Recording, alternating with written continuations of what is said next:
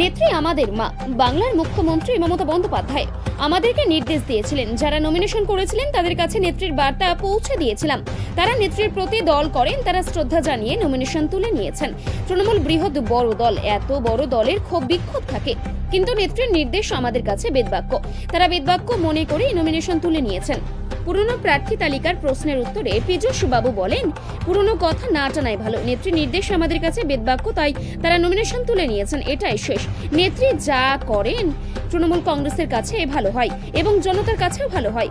অবিভক্ত মেদিনীপুরে 14 জন নেতার সঙ্গে দলনেত্রী কথা বলেছেন। আমরা নেত্রীর সৈনিক, সমন্বয়ের নির্দেশ এসেছে।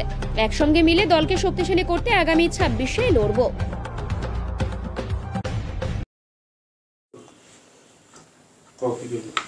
দাদা, আজকে কাঁথি কোঅপারেটিভ ব্যাংকের মনোনয়ন পর্ব প্রত্যাহার হলো এবং কম বেশি ক্ষোভ বিক্ষোভ একটা উঠে এলো যারা প্রত্যাহার করলেন।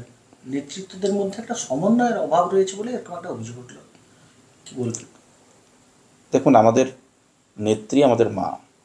বাংলার মাননীয় মুখ্যমন্ত্রী মমতা বন্দ্যোপাধ্যায় আমাদেরকে নির্দেশ দিয়েছিলেন, আমরা যারা নমিনেশন করেছিলেন তাদের কাছে নেত্রীর বার্তা পৌঁছে দিয়েছিলাম। তারা নেত্রীকে ভালোবাসেন, নেত্রীর দল করেন, নেত্রীর প্রতি শ্রদ্ধা জানিয়ে তারা নমিনেশন তুলে নিয়েছেন।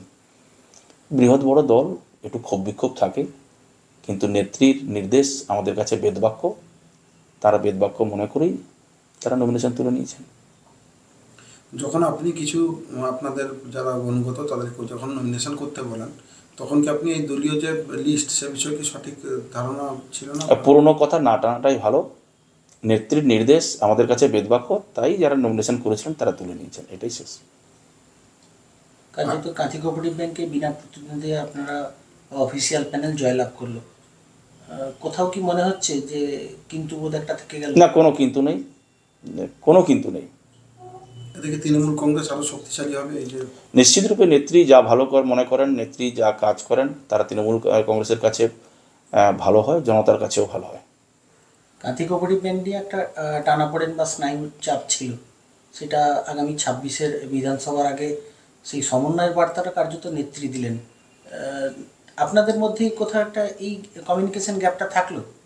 না, কোনো কমিউনিকেশন গ্যাপ নেই। আমরা অবিভক্ত মেদিনীপুরের 14 জন নেতার সঙ্গে গতকালকে নেত্রী কথা বলেছেন, আর নেত্রী যেখানে হস্তক্ষেপ করেছেন সেখানে কারো কোনো কাজ থাকবে না, কারণ তিনি আমাদের নেত্রী, তাকে দেখে লোকে ভোট দেন। একটা কথাই আছে না, জনতার মমতা, মমতার জনতা। আমরা নেত্রীর সৈনিক, সমন্বয় নেত্রীর নির্দেশ এসছে, আমরা সকলে একসঙ্গে মিলে দলকে শক্তিশালী করার ক্ষেত্রে 26-এ লড়ব।